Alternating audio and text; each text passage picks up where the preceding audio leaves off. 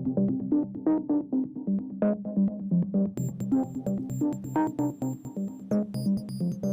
evening and welcome to Tracking the Tropics, your weekly in-depth look at the hurricane season and how it will impact you. I'm CBS 17 Chief Meteorologist Wes Hohenstein in Raleigh, North Carolina. Welcome to week 3 of the Atlantic hurricane season. Here's what we have coming up on episode 3 of Tracking the Tropics. I'm Chief Meteorologist Ross Whitley from Panama City, WMBB. I'll be talking about the things that we have learned since Hurricane Michael nearly 2 years ago. Aloha from the great city of Honolulu, Hawaii. I'm Justin Cruz from KHON2. Today we'll talk about our current hurricane season and what we are expecting in the Central and East Pacific and what areas we watch for forming tropical depressions, tropical storms, and hurricanes. Plus, we'll take a look at the unique names of Central Pacific hurricanes. Okay, Ross and Justin, we'll see you guys in a minute. But first, let's talk about what's going on now. We're halfway through June and still 3 named storms into the Atlantic hurricane season. And tonight there are a few things we're watching, so let's jump into it. And for those of you watching along the mid-Atlantic, you know about the thing I'm going to talk about first, and that is an area of low pressure that has been hanging around the Carolinas and Virginia the last few days, bringing rain and obnoxiously cool temperatures for this time of year. Well, that same rain and cloud and cool temperature-making area of low pressure is also being watched by the National Hurricane Center. And let's be honest, they say there's a 10% chance of something forming tropical with this, so odds are it's not going to happen, especially since it is, number one, so close to land, and number two, over the next 6 to 12 hours, it's going to move inland as it finally starts to march north, spreading rain farther to the north. But obviously, once it moves inland, the chances of anything tropical forming are next to nothing. So that is one of the things they're keeping an eye on. This is going to go down as a bigger spring rainmaker than anything tropical for the mid-Atlantic. The second thing the National Hurricane Center is keeping an eye on, and something that we're watching, is just off the coast of South America. This also has a 10% chance of forming. So again, here's that first system I just mentioned. Here's South America. Here's the coast of Africa, the open waters of the Atlantic, and way down here, also close to land, and therefore odds are nothing's going to form, is a tropical wave. So this is more of an elongated open area of low pressure, not a tight circulating area of low pressure that we would need for something to really form. But this is a tropical wave, again, close to land. It's also running into some upper level winds that aren't very conducive to forming. And usually this time of year, things don't form in this part of the world. So for all of those reasons, the National Hurricane Center says in the next 2 to 5 days, there's only a 10% chance of something developing. And as we've learned over our lifetimes, when something only has a 10% chance of happening, you got to have some pretty special circumstances for anything to get going. So to recap, 3 named storms into the season if anything were to develop, and we don't see that happening anytime soon. We're on the D named storm, the 4th named storm. We're back to the female name. So that would be Dolly, then Edouard, Faye, and Gonzalo. Again, this is the list of 2020 named storms in the Atlantic Basin. We're going to look at the Pacific Basin and what they've got going coming up in just a few minutes. But let's talk about one of the reasons why there isn't going to be anything forming, at least not that we expect in the next several days. And we go to this brightly colored, unusual looking graphic. This is a African dust forecast graphic. It's actually a product that we get from NASA, and African dust can play a big role in how active our hurricane season is. So this is a forecast graphic, so this is going to model for us the amount of African dust coming off the coast, going over the Atlantic Ocean. And when you have all that dust, when you have all those particles up in the air, up in the clouds, in the atmosphere, it's really hard for weather systems to get organized. And if nothing's getting organized, we're not going to have any tropical activity. So let's pick it up from where we are now, Tuesday night. And I just want to let this roll out through Wednesday, Thursday, Friday, on into the weekend for the next week. And you see what happens is not only does the stream of dust continue to flow off the coast of Africa over the Atlantic Ocean, but it pushes as far west as the Caribbean and Gulf of Mexico. That's a little unusual. It happens occasionally, but not very often. And more importantly, this is the part of the world, the Caribbean and the Gulf of Mexico, where things usually form this time of year. So sure, it's not a big deal if it's out over the Atlantic because we usually don't see things form out there till August and September. But if it gets all the way across the Atlantic into next week into the Caribbean and Gulf of Mexico, you're probably going to be hearing about this. We're going to have a tough time getting anything to form. So that was a computer model forecast. That was a graphical representation of what's going to happen. Let's look with our eyes about what that dust really means. And this is a satellite shot from NOAA. This is South America. Obviously, all the white is clouds, the blue is ocean. So here's the Atlantic Ocean. Look up here in the top right part of your screen. You see how it kind of gets a little dirty, for lack of a better description? That is some dust already moving across the Atlantic that we can see from a satellite. Let's go back a day earlier. This is a satellite image from June 15th. Again, kind of a different shot here. So here's the coast of Africa. Here's the open waters of the Atlantic here. I know it's hard to see because you have the clouds, the water's blue, the land's green and brown, but look at all this extra brown. Of course, there's a lot of desert in Africa, but that is dust up in the atmosphere. That's the dust that we had now forecast that we just looked at that's going to move all the way across the Atlantic and possibly head for the Caribbean. And again, why is that important? Why do we care about that this time of year when that's thousands of miles away? Well, typically in June, these are the three most popular the most likely areas where tropical systems are going to form. Number one, in the Gulf of Mexico. And then from there, they usually move into Texas or Louisiana. We've already seen that with one tropical system this year.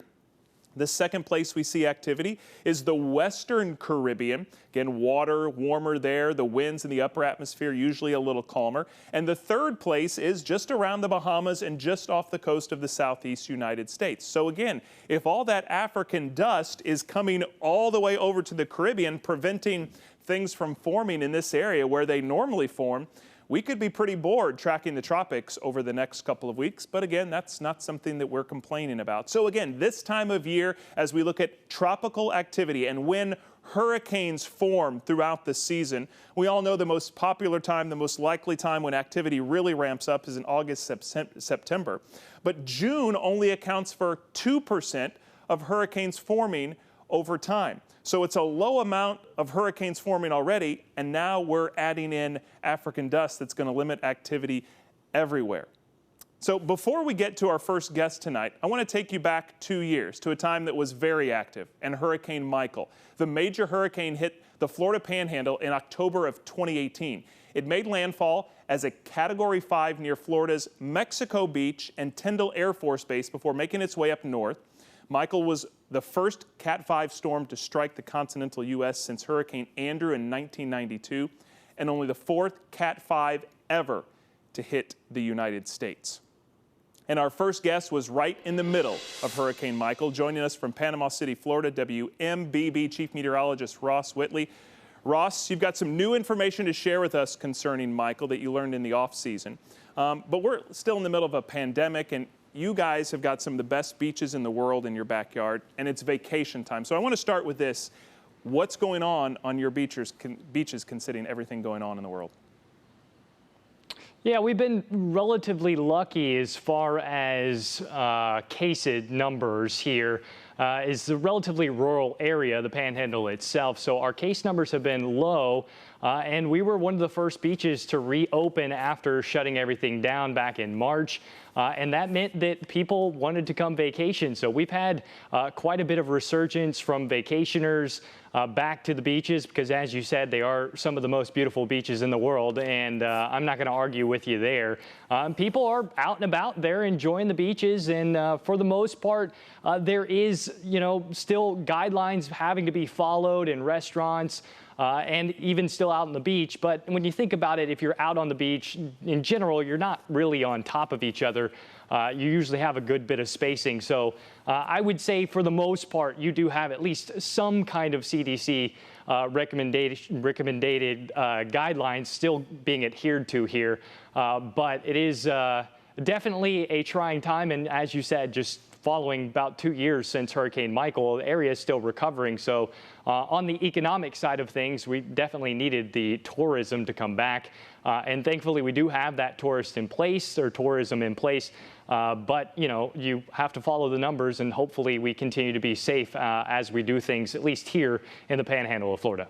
Yeah, well, let's get back on topic here. Hurricane Michael may have hit back in October 2018, but you've got some new research on the storm that you did in the off season. Tell us, bring us up to speed on what you've learned.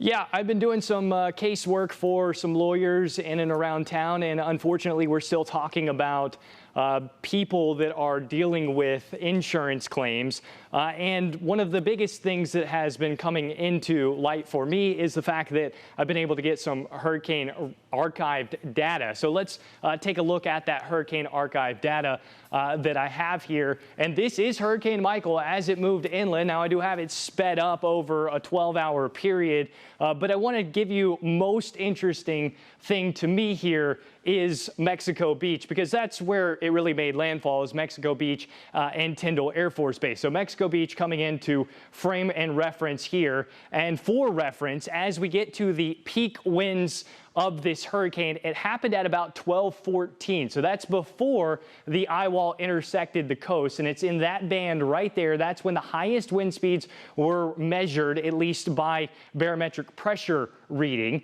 were measured at Mexico Beach. It wasn't until a little more than 30 minutes later, 12:39, when the highest storm surge was recorded. And that makes sense because it was all the way through this eastern eye wall before you get that water pushed in. So water doesn't move on its own. It has to have something propelling it. And when you're talking about 140 to 150 miles per hour, in this case, even up over 160 mile per hour winds, pushing water, the longer the fetch of push, the higher that storm surge will be. So there's Tyndall Air Force Base right there. The ASOS station that measured the lowest pressure from this hurricane, located right there, right in the center of the eye, came down to 919. But with Hurricane Michael at Mexico Beach, the lowest measured pressure, 929. So only 10 millibars higher than the lowest recorded surface pressure of Hurricane Michael itself. The interesting thing to note also with this, along with this, is the water table. So going back to Mexico Beach here, the water table. So this isn't storm surge. This is the actual ground water underneath Mexico Beach. And because we were going toward low tide by about noontime, just before the storm made landfall, the water table was actually falling. But at peak, just about peak wind speeds, and just before peak winds or storm surge, we had the highest measured water table recording at 8.46 feet. So it rose about 4 feet in less than an hour. So from 11:45 to 12:29, you had 4 foot of water table rise. That's water going into the surface of the ground, rise up. And then add on top of that you had storm surge. So the highest storm surge coming in at 15.5 feet. Again, that happening at 12:39. And keep in mind, the lowest tide registered at a little bit of 11:45. So that happened here. The highest wind speeds, well, 12:14, about 158 miles per hour if you do your pressure wind relationship. From 929, the max peak wind you could talk about there is about 158. So officially from the National Hurricane Center, this does come in at a 165 mile per hour storm, which does break the threshold of a Category 5 at 157. So some interesting things for sure as we take a look at Mexico Beach here. This is the file video that we have from Mexico Beach following this storm. And really just the sheer amount of destruction that you have in place is quite incredible. And you're talking about homes, and I mean for blocks, we're talking about homes ripped down to the foundation. So what happened in Mexico Beach, likely after looking at that timeline, is that you had wind rip apart these structures. And then about 20 minutes later, after the peak winds had already started to die down, you had about 15 to 17 feet of water come in along with waves and just do what water does, which is apply a whole lot of force and pressure on structures that were already weakened by wind and clean house. So that's why we do see Mexico Beach looking the way even still today that it looks like, because of not only the high wind speeds, but also because of the storm surge. So that is something that you don't really think about until you've gone through a storm, that you're going to be dealing with not only the winds, but the storm surge if you're in that storm surge area. And the storm surge is going to last much longer than those peak wind speeds will. You know, Ross, as we were getting ready for the show, I was surprised to hear that there are still some unsettled insurance claims after Michael. How is that possible? It was so long ago.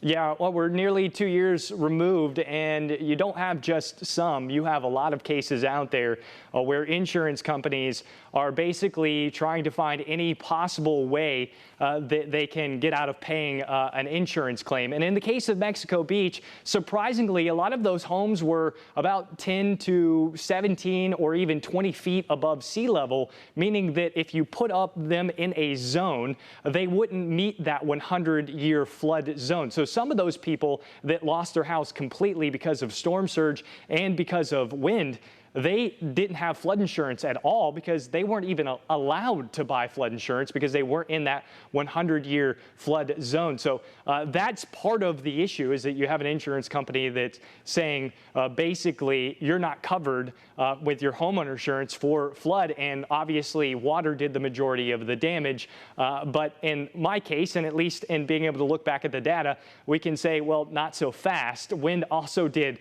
quite a bit of damage here before the water ever got to the home.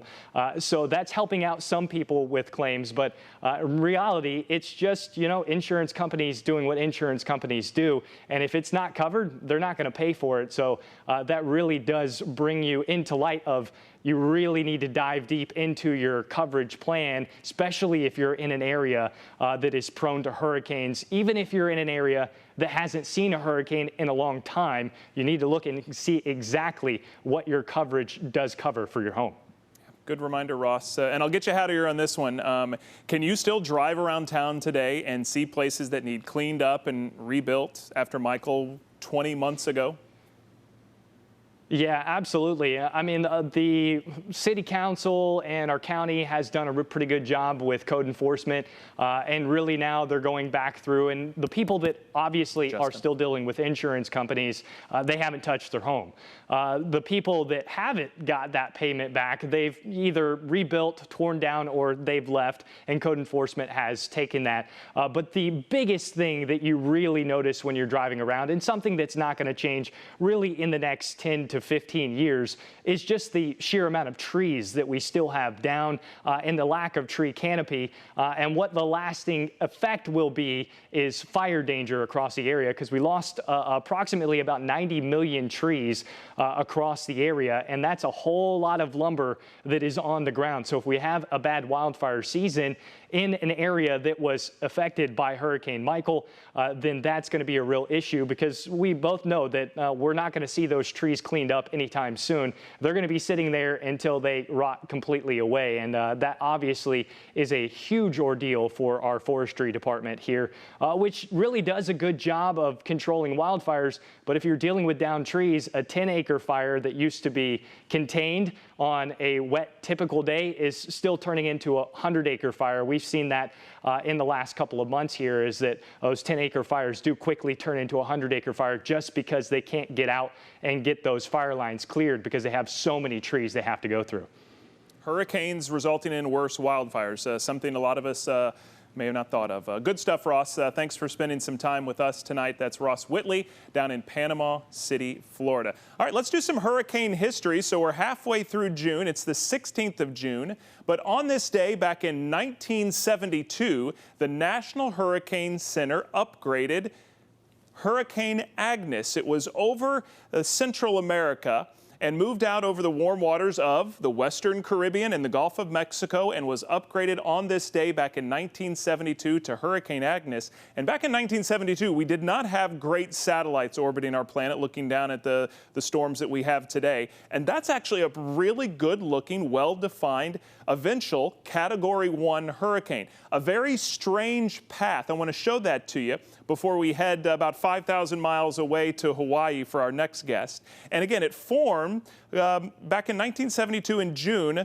as a depression over right around the resort areas of Cancun and Cozumel. Then it moved out into the warm waters, became a tropical storm. Then it pretty much took a straight turn north, unfortunately heading for where we just talked to Ross down in the Florida Panhandle as a Category 1 hurricane.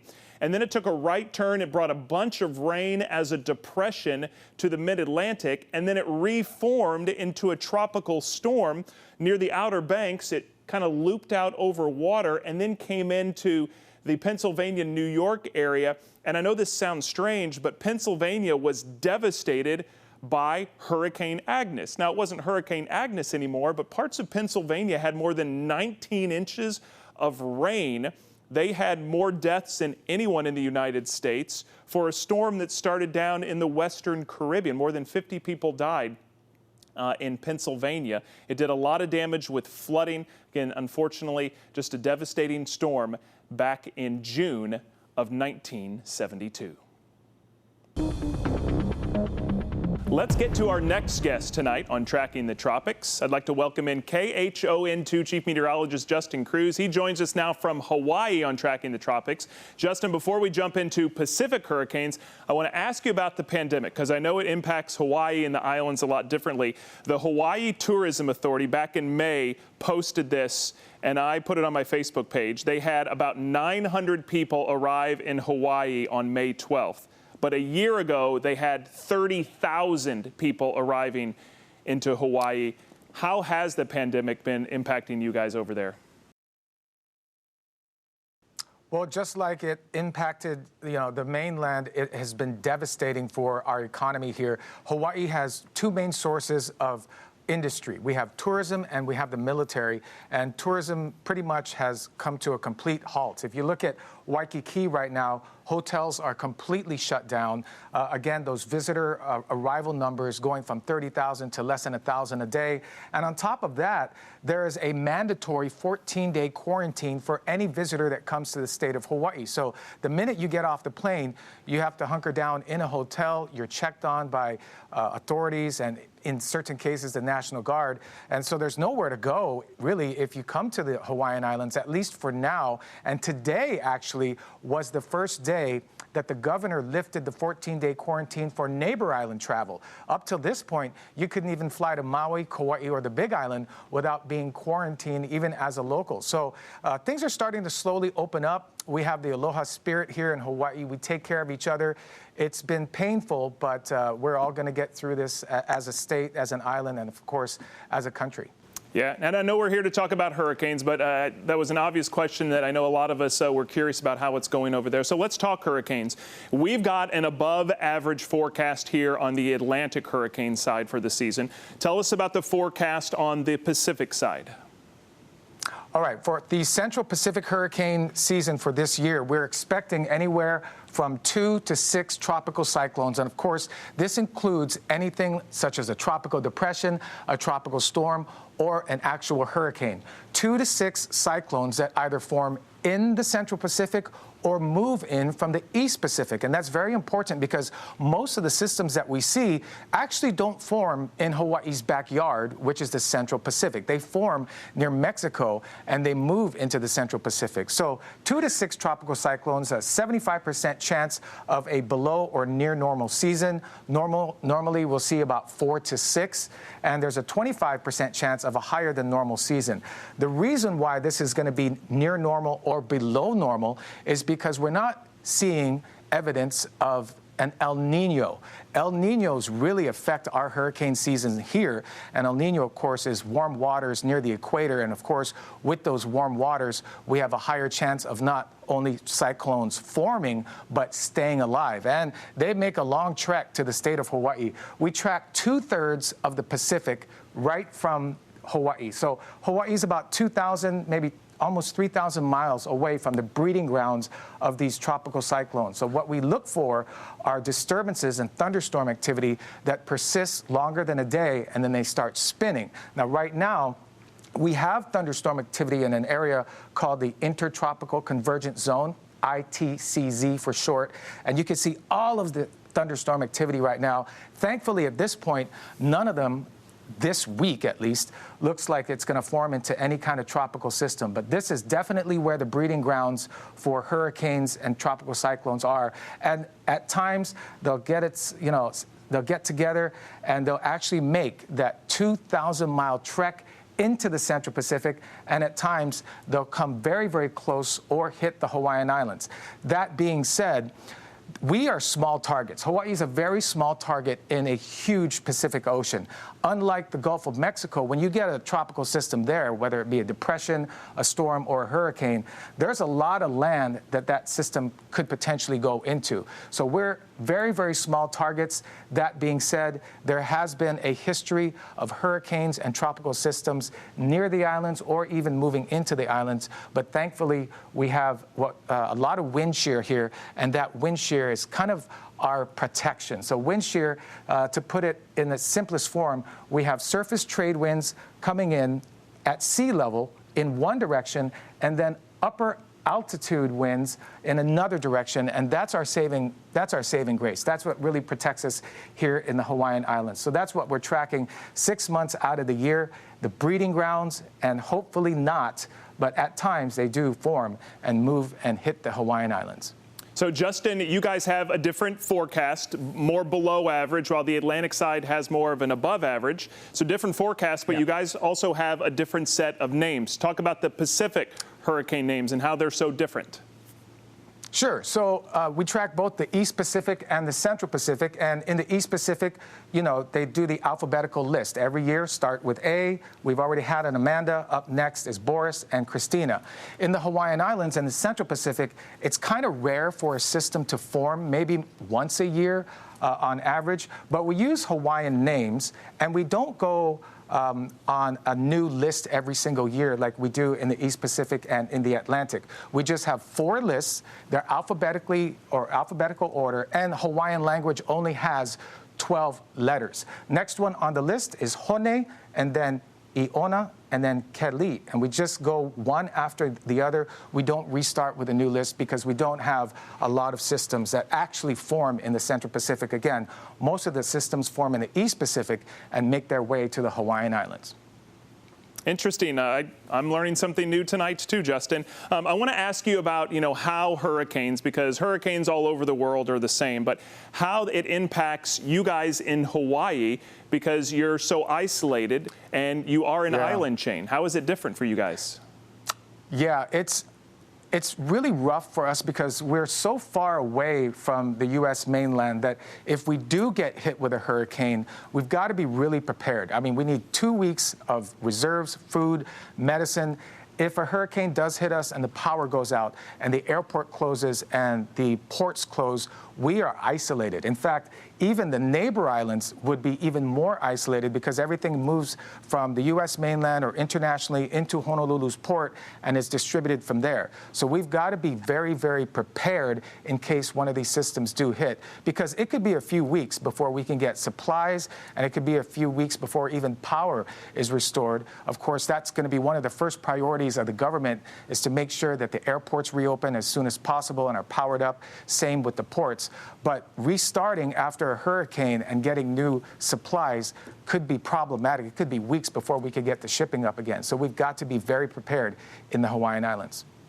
Good stuff. Justin, you are a little shy of 5,000 miles away from where I am here in Raleigh, North Carolina, but it seems like you're in the studio next door. Great information on the Pacific side. That is Justin Cruz in Honolulu, Hawaii, joining us on tonight's episode of Tracking the Tropics. And guess what? That's it for us tonight. Thank you so much for joining us on tonight's Tracking the Tropics. Don't forget, we will be here every Tuesday night at 8 Eastern throughout the Atlantic hurricane season. So on behalf of everyone here in Raleigh, North Carolina, thank you for spending part of your night with us. I'm Wes Hohenstein.